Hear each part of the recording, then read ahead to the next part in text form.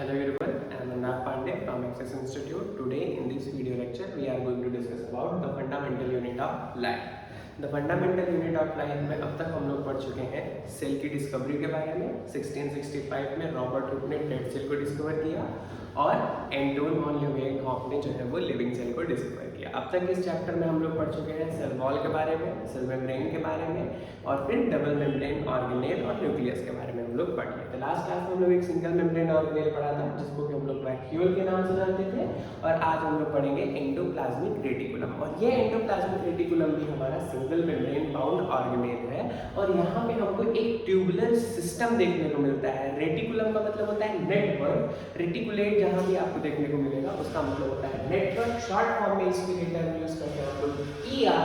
तो endoplasmic reticulum क्या है? It is a network of membranes canal which includes a fluid filled lumen. तो यहाँ पे क्या है, हमको एक कैनाल देखने को मिलता है और उस कैनाल के अंदर जो है वो फ्लूइड भरा होता है। हम जब कोई भी ऑर्गेनेल पढ़ रहे होंगे तो वहाँ पे मेम्ब्रेन अगर प्रेजेंट है तो मेम्ब्रेन के बीच में एक फ्लूइड लाइक सब्सटेंस भरा होगा।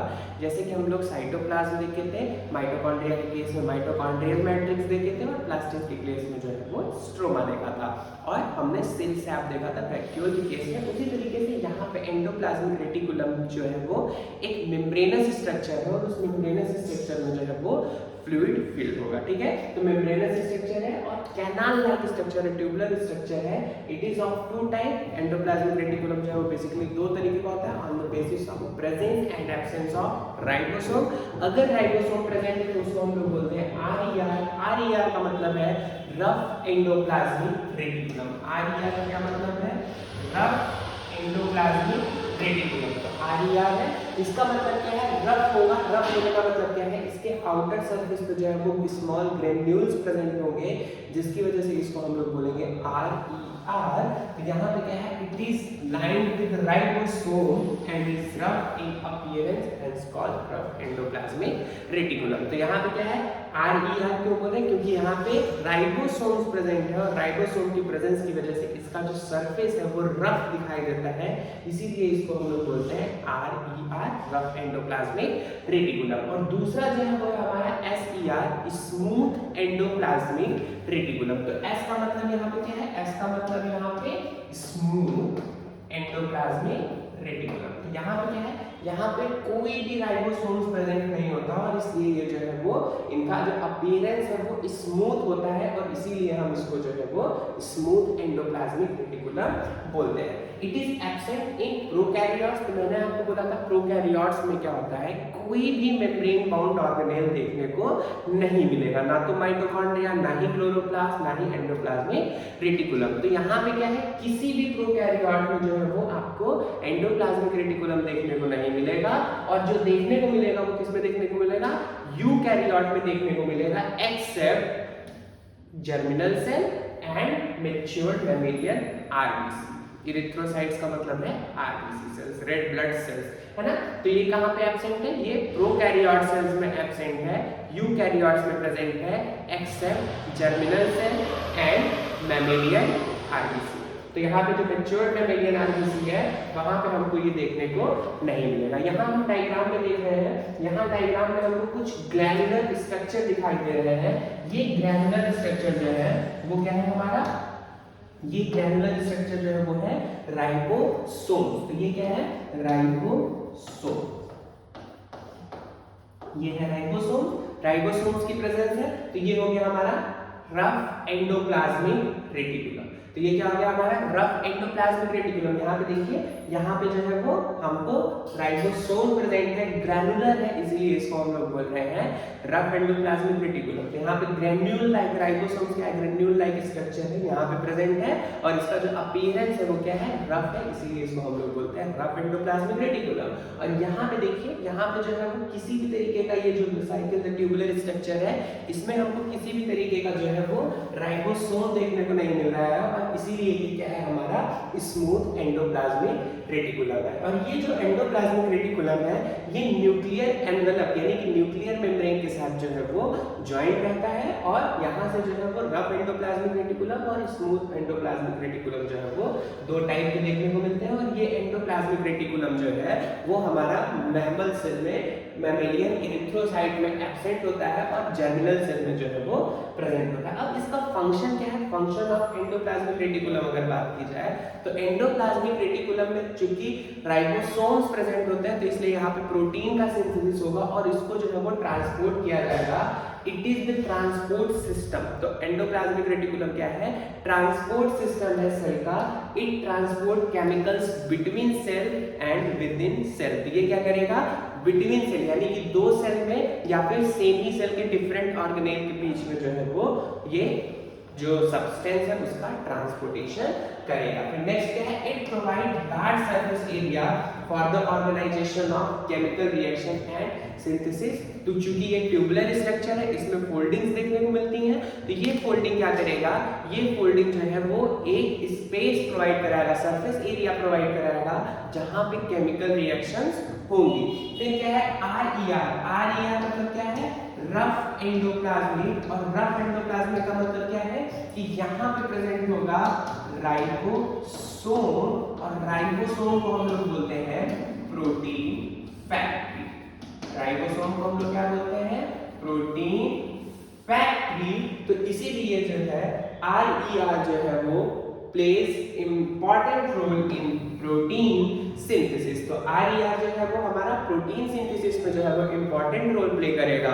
और स्मूथ एंडोप्लाज्मिक रेटिकुलम पे आर प्रेजेंट नहीं है, तो ये स्मूथ एंडोप्लाज्मिक रेटिकुलम जो है वो लिपिड सिंथेसिस में इंपॉर्टेंट रोल प्ले करेगा। तो यहाँ पे हमने देखा इसका बेसिक फंक्शन क्या है। मेन फंक्शन अगर देखा जाए तो जो रफ एंडोप्लाज्मिक रेटिकुलम है वो प्रोटीन सिंथेसिस के लिए रिस्पॉन्सिबल है, और स्मूथ एंडोप्लाज्मिक रेटिकुलम जो है वो हमारा लिपिड सिंथेसिस के लिए रिस्पॉन्सिबल है, और ये ट्रांसपोर्ट सिस्टम जो है वो प्रोवाइड कराता है। अब हमारा जो नेक्स्ट ऑर्गेनेल है दैट इज गोल्जी अपैरेटस। तो गोल्जी अपैरेटस जो है उसकी डिस्कवरी जो है वो कैमिलियो गोल्जी ने की थी, और इसीलिए जो है वो हम इसका नाम रख दिए हैं कैमिलियो गोल्जी के नाम पे ही हमने इसका नाम रखा है गोल्जी बॉडीज या फिर गोल्जी अपैरेटस। दोनों सिमिलर है, कभी कहीं आपको गोल्जी बॉडीज लिखा मिलेगा, कहीं कहीं गोल्जी अपैरेटस देखने को मिलेगा। तो ये जो गोल्जी बॉडीज है ये क्या है, they are sac of membrane. यहाँ पे भी जो है वो आपको मेम्ब्रेनस स्ट्रक्चर देखने को मिलेगा, और bound cisternae vesicles and vacuoles. तो यहाँ पे आप देखिए ये जो ट्यूबुलर है पैरेलल स्ट्रक्चर है ये क्या है, सिस्टर्नी है, और यहाँ पे ये जो गोल गोल स्ट्रक्चर दिख रहा है ये क्या है, वेसाइकल्स है। ये वेसाइकल क्या करती है, बेसिकली ये मूव करती है एक जगह से दूसरी जगह पे और आकर के वापस से इसके साथ फ्यूज हो जाती है। तो सिस फेस क्या करता है, यहाँ पे दो फेस हमको देखने को मिल रहे हैं, एक सिस फेस है और दूसरा ट्रांस फेस है। तो ये ऊपर वाला सिस फेस है जो कि न्यूक्लियस की ओर रहता है, और ट्रांस फेस जो है वो न्यूक्लियस के अपोजिट डायरेक्शन में होता है। और ये सिस फेस क्या करता है, ये सिस फेस जो है वो वेसाइकल को एक्सेप्ट करता है। अगर इस वेसाइकल के अंदर बेसिकली फ्लूइड फील्ड होता है, एंजाइम सब्सटेंस कुछ भी इस वेसाइकल के अंदर जो है वो फील्ड रहेगा, तो सिस फेस क्या करता है, इस वेसाइकल को एक्सेप्ट करेगा और ट्रांस फेस से जो भी सब्सटेंस को मूव कराना है एक सेल में दूसरी सेल से या फिर कहीं एक ऑर्गेनेल से दूसरे ऑर्गेनेल में, तो उसके लिए रिस्पॉन्सिबल होता है ट्रांसफेज। और ये ट्रांसफेज जो है वो सेक्रेटरी वेसाइकल्स को जो है वो प्रोड्यूस कराते हैं। तो यहाँ पे क्या है, these usually stuck together in parallel rows। तो यहाँ पे जो सिस्टर्नी है वो क्या है, एक दूसरे के ऊपर जो है वो पैरेलल रोज में अरेंज है, और इसकी जो डिस्कवरी है वो कैमिलो गोल्जी ने की थी। ठीक है, तो फिर यहाँ पे क्या है, गोल्जी अपैरेटस का फंक्शन क्या है, गोल्जी अपैरेटस का जो फंक्शन है, Golgi apparatus is responsible for taking protein. ER में प्रोटीन बन गया, लेकिन अब उस प्रोटीन का मैच्योरेशन होना है, उसका प्रोसेसिंग होना है, तो उसके लिए क्या रिस्पांसिबल है, Golgi body which are created by ribosomes and making them bigger and better. तो राइबोसोम्स में प्रोटीन बन गया, लेकिन इस प्रोटीन को फंक्शन करने के लिए, उसका साइज इंक्रीज डिक्रीज या फिर मैच्योर करने के लिए गोल्जी अपैरेटस रिस्पांसिबल होता है। When the Golgi apparatus is done, it releases the new protein into the cell, यानी कि जब यहाँ पे प्रोटीन का जो मैचुरेशन होता है, जो भी प्रोटीन का बेटर बनाना होता है, जब प्रोटीन बन जाती है तो उसको क्या किया जाता है, उसको अब वेसिकल्स में पैक किया जाता है और उसको जो है वो सेल से बाहर निकाला जाएगा। गोल्जी बॉडी से जो है वो ट्रांसफेज है, उसमें वेसिकल्स का फॉर्मेशन होगा और वहां से जो प्रोटीन है उसको रिमूव कर दिया जाएगा। It also involve in the formation of lysosome and peroxisome. तो ये जो है गोल्जी बॉडी जो है वो लाइसोसोम और पेरोक्सिसोम के फॉर्मेशन के लिए भी रिस्पांसिबल होता है। It plays an important role in modification, secretion and storage of chemical. इसका जो बेसिक रोल है वो क्या है, मॉडिफिकेशन और सिक्रीशन में और स्टोरेज में इसका जो है वो रोल देखने को मिलता है। यहाँ पे क्या है, ये एंडोप्लाज्मिक रेटिकुलम है, यहाँ से प्रोटीन बना है और ये प्रोटीन पार्टिकल जो है वो गोल्जी अपैरेटस में जा रहे हैं। ये देखिए वेसिकल्स बने हैं और ये वेसिकल्स जो है वो गोल्जी अपैरेटस में जाकर के फ्यूज हो जा रहे हैं। अब यहाँ पे क्या होगा, मॉडिफिकेशन होगा। मॉडिफाई होने के बाद जब उसमें मॉडिफिकेशन हो जाएगा तो उसको वापस से जो है वो रिलीज कर दिया जाएगा। तो इसीलिए गोल्जी बॉडी क्या करता है, ट्रैफिकिंग का काम करता है। तो इसीलिए इसको हम लोग बोल देते हैं traffic police of the cell. तो गोल्जी बॉडी क्या है, हमारा traffic police of the cell है और इसका जो मेन फंक्शन है वो क्या है, ट्रैफिकिंग, मॉडिफिकेशन, सिक्रीशन और स्टोरेज का। फिर लाइसोसोम के बारे में अगर बात करें ना, तो लाइसोसोम जो है वो जनरली एनिमल सेल्स में प्रेजेंट होंगे, प्लांट सेल्स में ये एब्सेंट होंगे। They are sac like structure surrounded by single membrane. तो ये सैक लाइक स्ट्रक्चर होंगे और एक मेम्ब्रेन के द्वारा जो है ये बाउंड होंगे। और the membrane bound bag contains, ये जो मेम्ब्रेन बाउंड बैग है ना, सिंगल मेम्ब्रेन बाउंड है और इसके अंदर ये जो आप ड्रॉपलेट्स देख रहे हैं, ये डिफरेंट ड्रॉपलेट्स जो है वो एंजाइम्स हैं। ये बहुत ही पावरफुल एंजाइम्स होते हैं।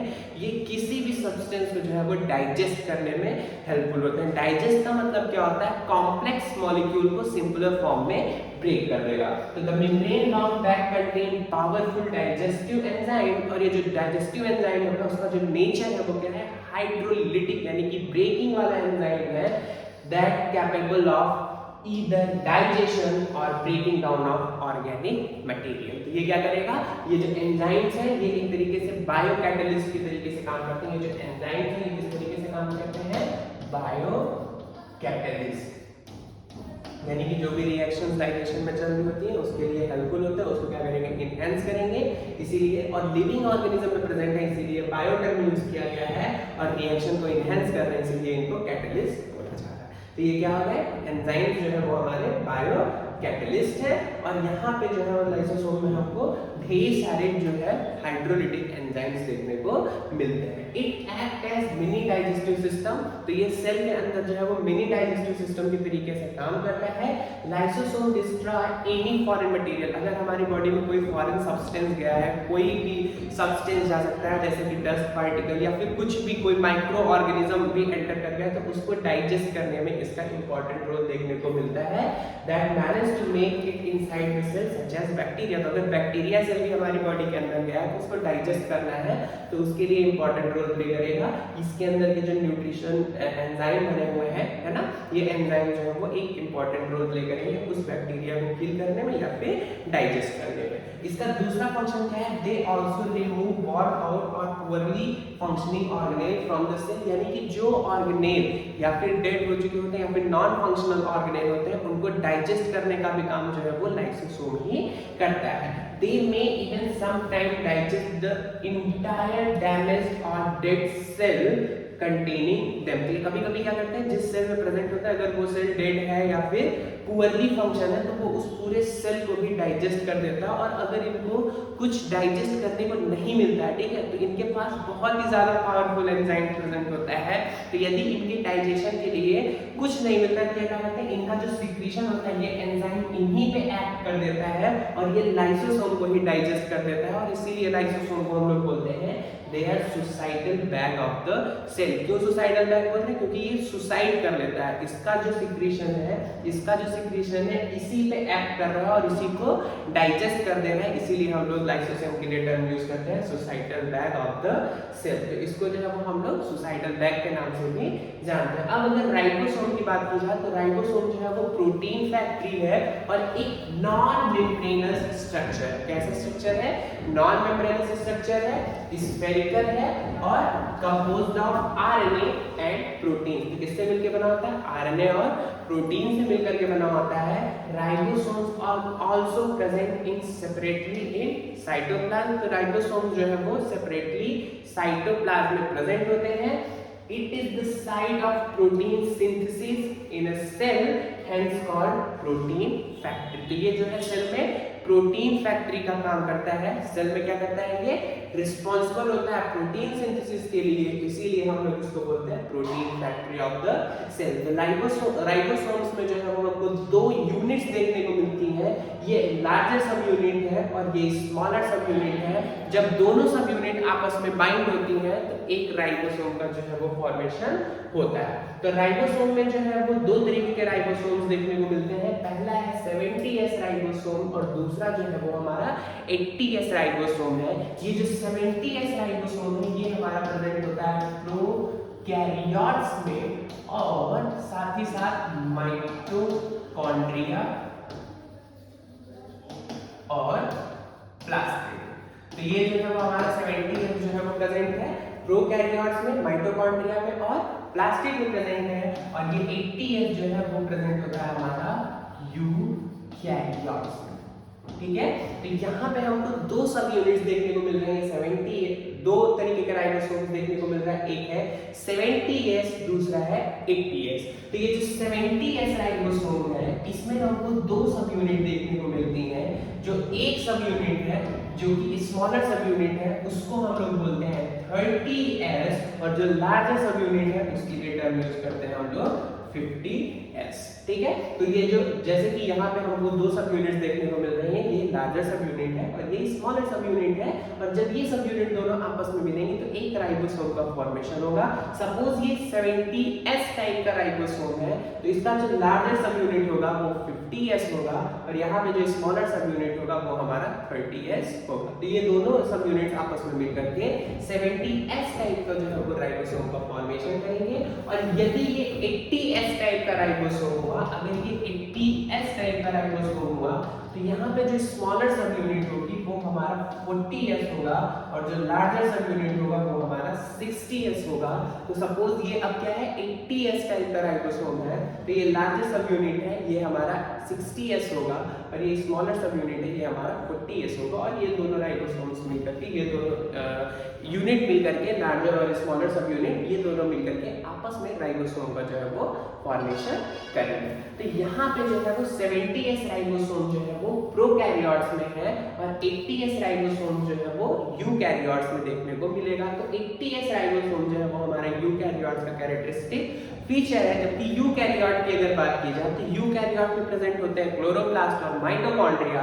तो माइटोकॉन्ड्रिया में जो राइबोसोम प्रेजेंट होता है वो है हमारा 70S टाइप का राइबोसोम। और हमने पढ़ा था माइटोकॉन्ड्रिया और प्लास्टिड में कि इसका खुद का राइबोसोम होता है और खुद का डीएनए प्रेजेंट होता है, इसीलिए हम लोग उसको बोलते हैं सेमी ऑटोनॉमस ऑर्गेनेल। और इसीलिए हम लोग जो है देखते हैं उसको बोलते हैं क्योंकि वहां पे उसकी प्रोटीन सिंथेसिस करने की यूनिट भी प्रेजेंट है और वहां पे डीएनए भी प्रेजेंट है जो कि प्रोटीन सिंथेसिस को कोड करेगा और इंडिपेंडेंटली जो है वो प्लास्टिड और माइटोकॉन्ड्रिया का रेप्लिकेशन कराएगा। तो यहाँ पे ये जो 70S लिखा हुआ है ये S क्या रेफर करता है? It refers to the silver unit of sedimentation coefficient. तो S क्या है? सेडिमेंटेशन कोफिशिएंट है और सेडबर्ग यूनिट। ठीक है, तो इसको हम लोग बोलते हैं Svedberg unit of sedimentation coefficient. This S is a measure of the speed of the sedimentation of a particular cell organelle ultra